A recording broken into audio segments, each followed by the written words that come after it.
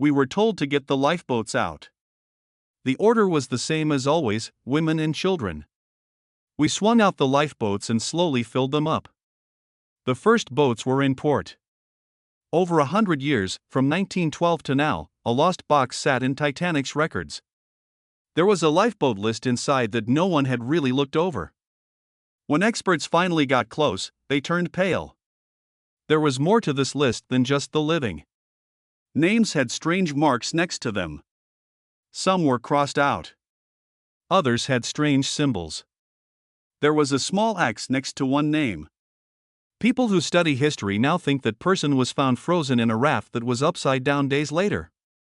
The most shocking thing that was found, though, wasn't who lived. It was about the empty seats that seemed to float away in the dark. But we need to go back to the beginning, before the Titanic even left port, to really understand why this piece of paper scared experts. On April 10, 1912, the Titanic left Southampton. She was the world's biggest ship, and most people said she could not sink. Along with passengers, workers, and officers, there were over 2,223 people on board. But something was missing. There are enough lifeboats. Titanic only had 20 of them on board.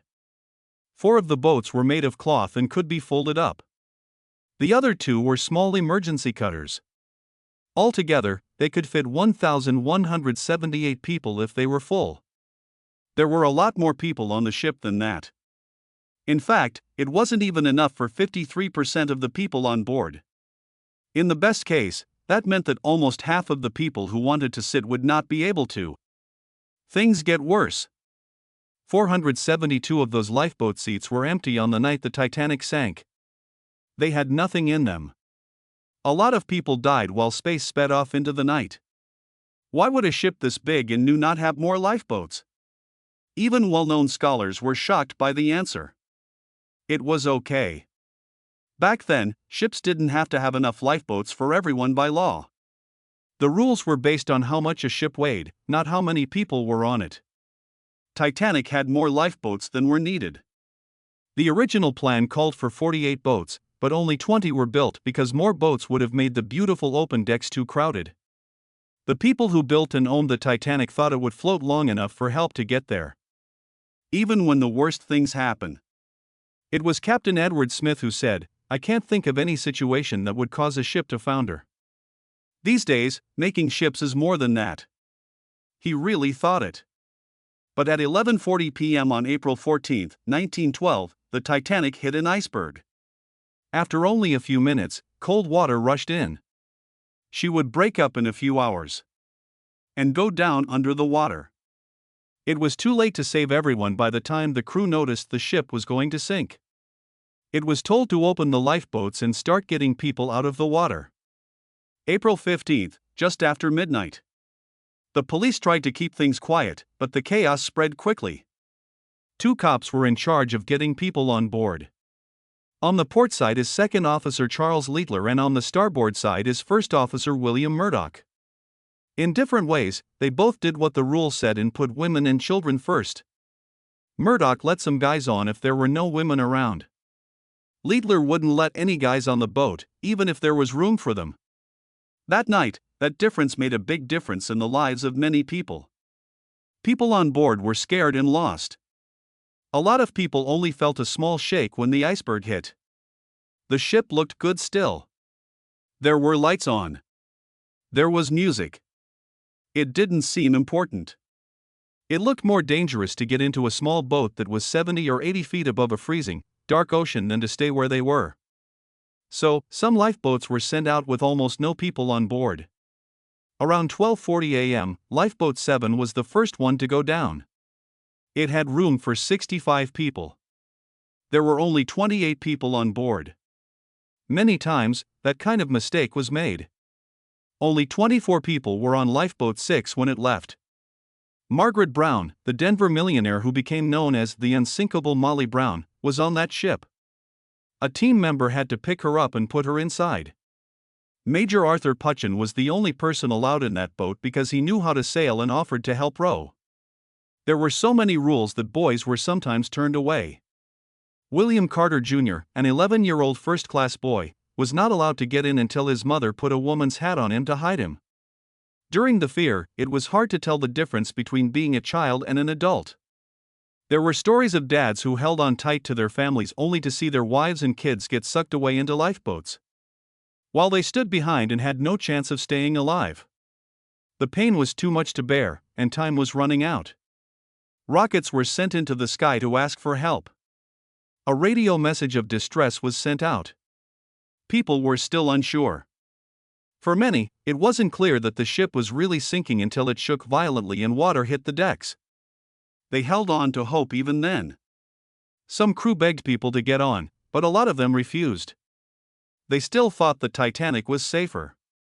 As he watched a half-full lifeboat sink into the water, one man said in a low voice, "Since they're going to send the boats away, they might as well put some people in them." What he said hurt a lot because it was true.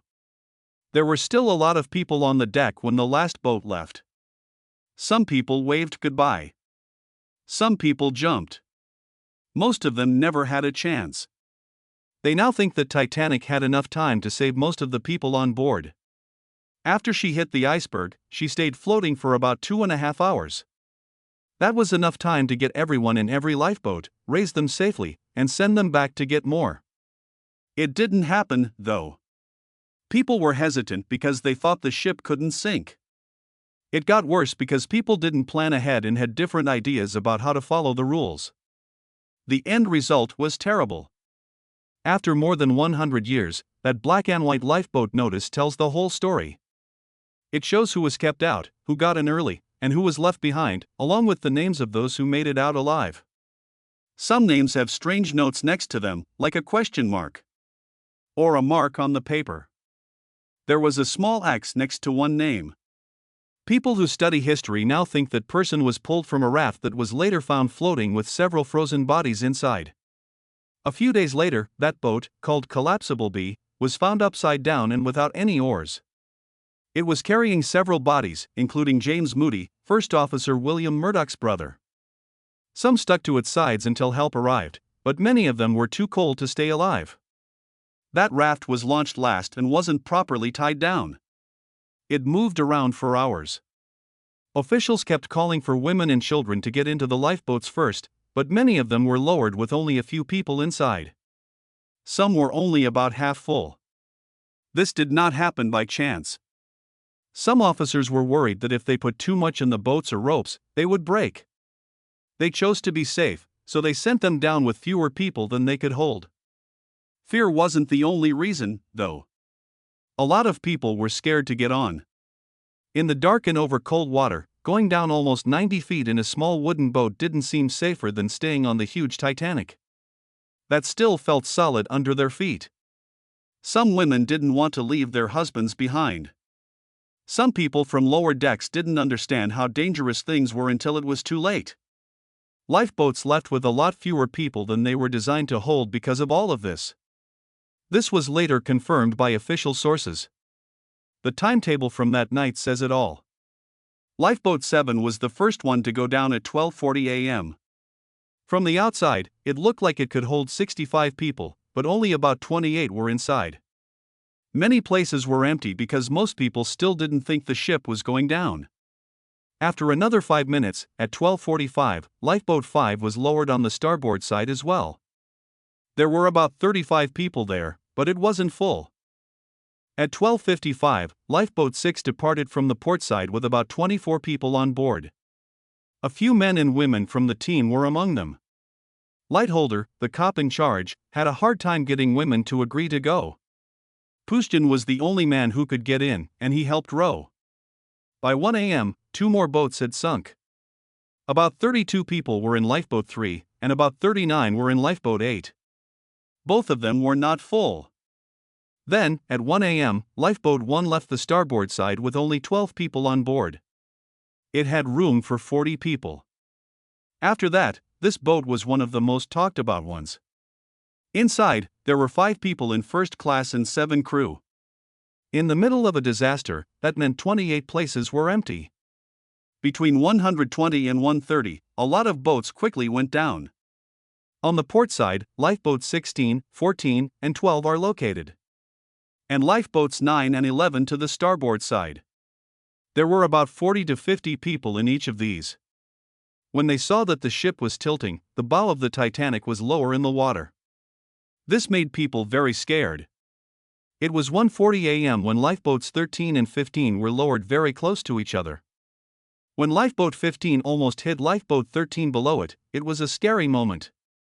Boat 13 was pulled under the path of boat 15 by a strong water flow. At the last second, some team members used pocket knives to cut the ropes, which saved everyone. About 55 people were on boat 15. About 64 people were on boat 13. About 25 people were in lifeboat 2 when it went down on the port side at 1:15. It could have held 40. Then, at 1:55 a.m., lifeboat 4 finally ran away. It was late because it had to wait at a door for first-class women to get on. About 30 to 35 people were on board when it left. After the fact, a few survivors were pulled from the water and added. All of the wooden lifeboats were gone by 2 a.m. Only the ones that could be folded up were left. These were unique boats that were stored flat and had cloth sides. As the bow went down further, the crew rushed to open them and send them off.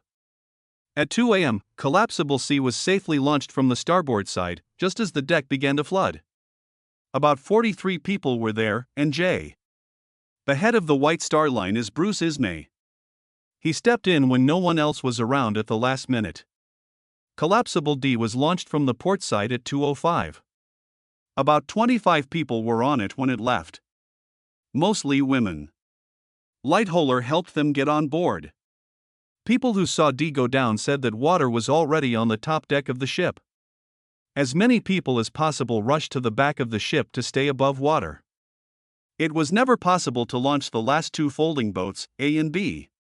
Titanic shook one last time. The ship broke apart, and her lights went out. Boat B turned over and sailed away while upside down. Straight up, but full of water, Boat A was swept off the deck. As their last chance, people jumped into the cold water and tried to get on these rafts. At around 2:20 a.m., the Titanic sank.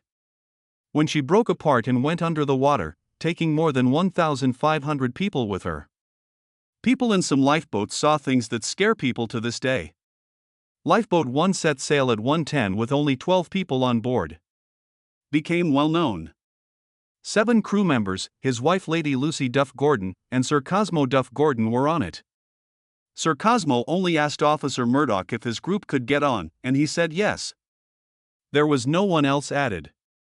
After Titanic sank, people in the boat heard the cries of many people in the water, but no one got back on board. Chief Fire Officer Charles Hendrickson said he begged them to come back and help. He yelled for us to go back and pick up anyone in the water. But no one agreed. Later that night, Lady Duff Gordon talked about how sad she was that she had lost her dress and other things. A crew member answered that they had all lost their gear and would no longer be getting paid. Yeah, Sir Cosmo said that was fine. I'll give each of you £5 to start a new kit. When the crew of 7 got to the rescue ship Carpathia, he gave each of them $5. Later, newspapers said he paid the crew to not go back. Following an investigation by the British government, he was found not guilty because it was clear that the gift was not a payoff. People didn't forgive him, though.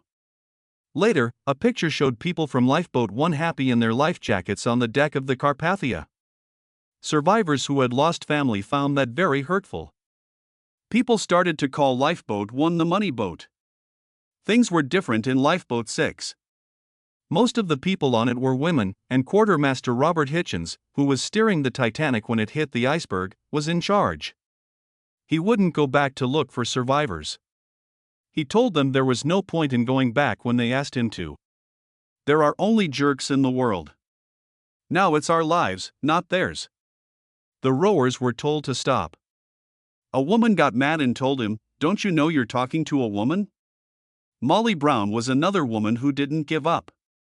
She warned him not to talk or she would throw him off the ship. Then she grabbed an oar and told the women to row in shifts to stay warm and keep going. Having courage and being a leader helped everyone stay safe.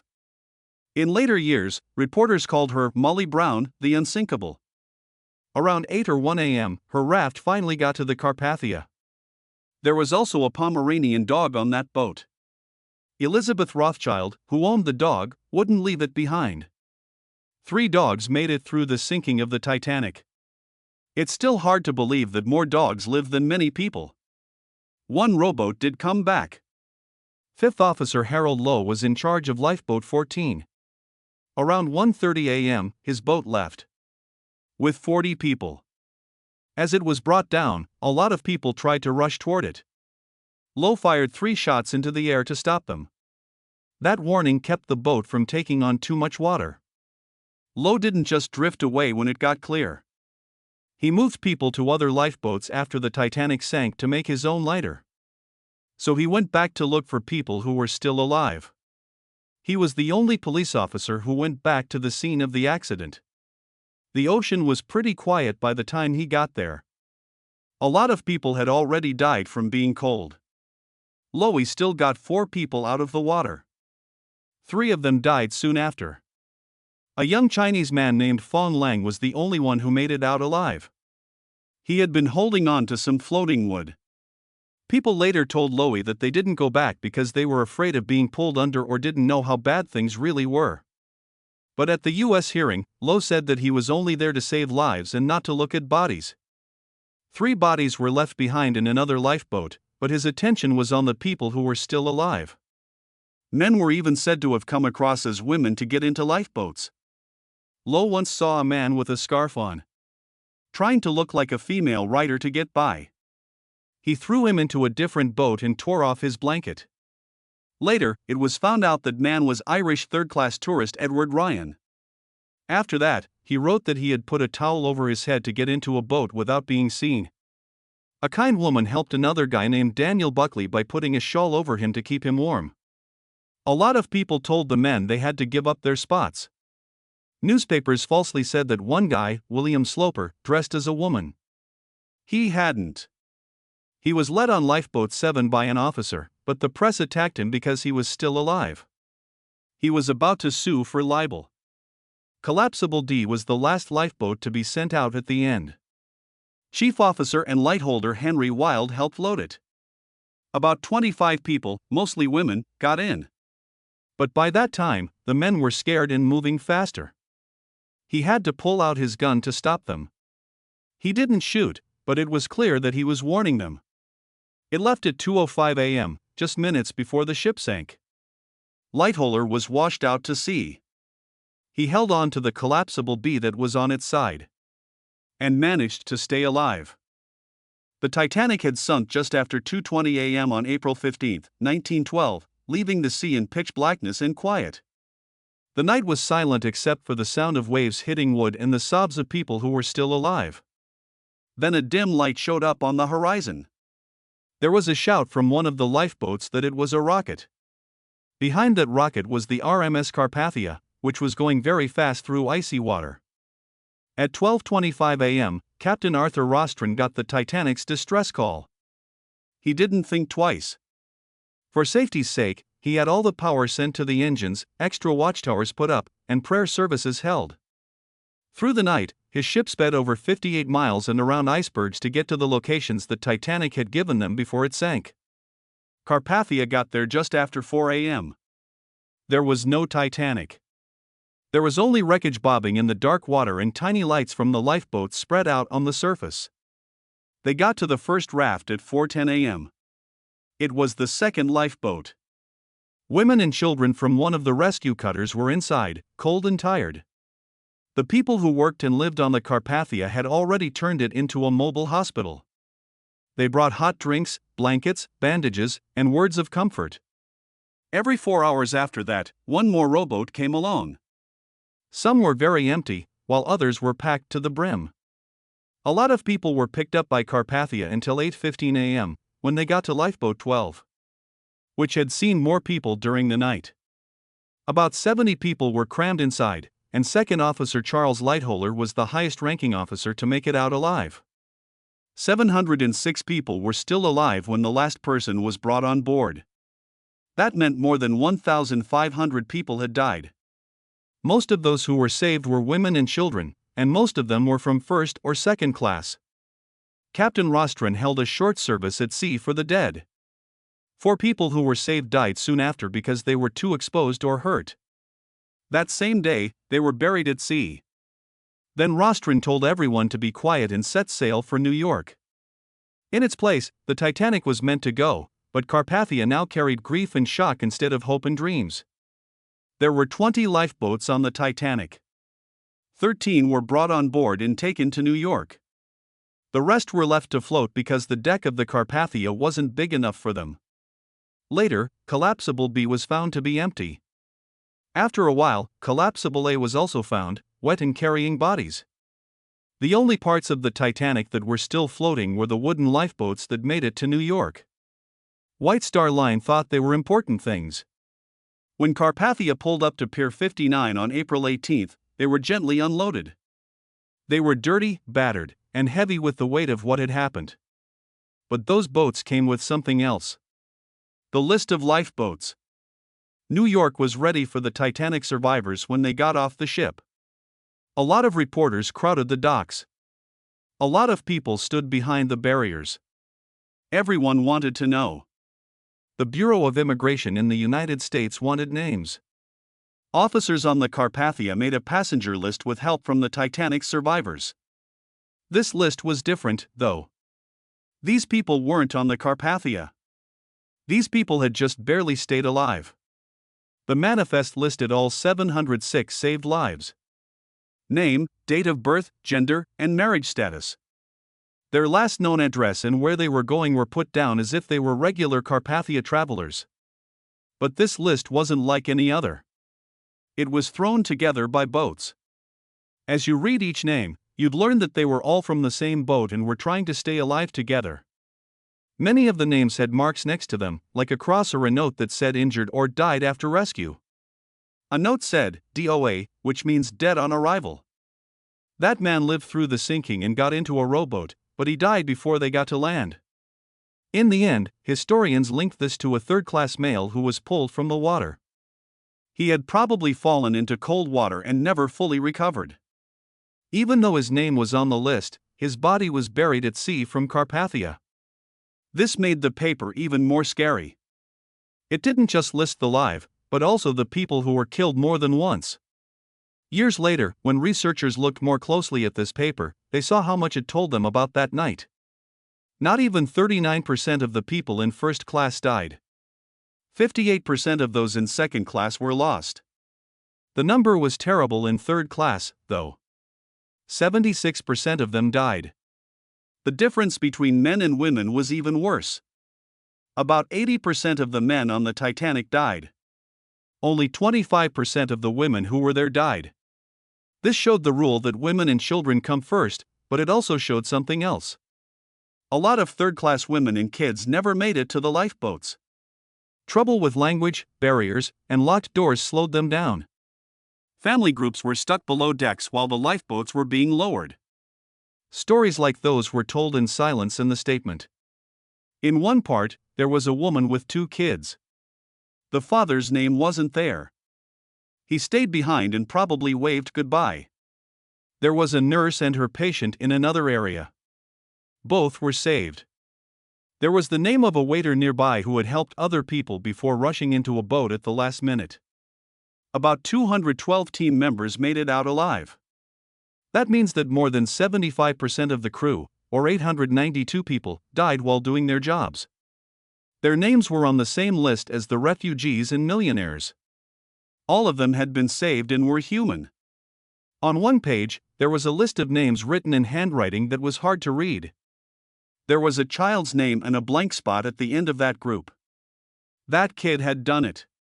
It wasn't her parents. 52 of the 79 kids in the third class died. That meant that only 27 third-grade kids made it out alive. Almost every child lived in first and second class. These numbers were more than just facts. The screams were quiet and could be heard between the lines of ink and paper. When experts looked at the list many years later, they couldn't hide how they felt. Someone in history said, "I had to leave when I saw the child's name next to a blank spot." Someone else said that seeing whole families split up by a line of ink made it real in a way that no picture could. The document was more than just a list. It was a record of fate, a list of lives. The paper was kept safe by White Star Line. It was put away for years and almost forgotten. But after it was digitized and studied in depth, people saw trends they hadn't seen before. There was a woman who said she was single but was actually married and her husband died in Lifeboat 1. A guy who was thought to be alive was later found to have died of pneumonia a few days later. Despite making it through the crash, he couldn't handle the stress. Even small notes like "mother grieving" or refused food showed how much people were hurting. There were also hints in the declaration about the social order even after death. There were names that said they were cabin passengers and names that said they were nobody or just in steerage. On Carpathia, survivors in the first class were given rooms. Survivors from the third class slept on blankets in the halls. Some people never told anyone else what they saw again. Some people talked about what happened in talks that helped everyone understand. But the truth was written right there. Who made it? Who didn't? Who was saved but did not make it? When this one list was made in the chaotic days after the Titanic sank, it became a reflection of the accident. The story showed unfairness, bravery, loss, and how fate can be all over the place. No one thought a simple government paper could make people feel so strongly. You can tell that every name had a beating when you read it slowly. There was once a dream behind every empty spot. And each mark next to a name meant that it was seen and remembered.